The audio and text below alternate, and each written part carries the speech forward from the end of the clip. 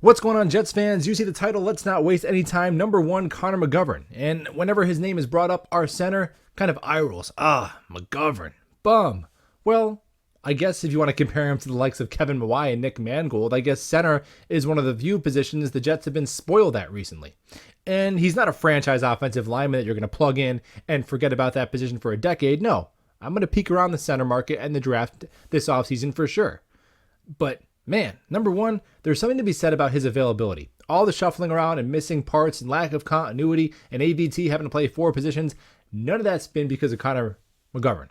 He's been a Jet for 38 games, and he's suited up for 36 of them. For most of those games, he's been an average to above average center, and the New York Jets have had a lot bigger problems in the last 38 games than our center position. He's solid. He's a pro. He's a good teammate. He's always available, and I'm glad he's on our football team. Now, number two, Michael Carter, cornerback. I don't think he gets disrespected by Jets fans. I just think he's kind of flying under the radar with our elite outside cornerback tandem and DJ Reed, Sauce Gardner getting a lot of credit, deservedly so. But man, slot corner has really become a starting position in the NFL with as much nickel as teams have to run going against 11 personnel on offenses. And in the slot, that's the true island because you can't really press and wide receivers always have a two-way go. You don't have the boundary as an extra defender. Safety help is usually being rolled towards one of the outside receivers. You have number ones who line up in the slot now. You have tight ends that get flexed out there.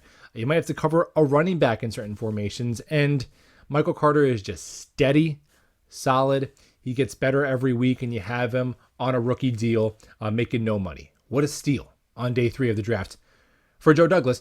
And finally, how about Dwayne Brown? Yeah, he's a new member of the Jet, not for what he's done on the field necessarily, but for the fact that he's on it.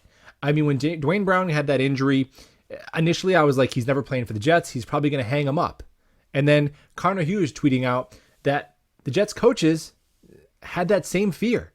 Like, man, this guy's 37, going on 38. Tough injury, painful injury. Is he going to get the surgery? Is he going to rehab it? Is he just going to take his $9 million in guaranteed money and just walk off into the sunset?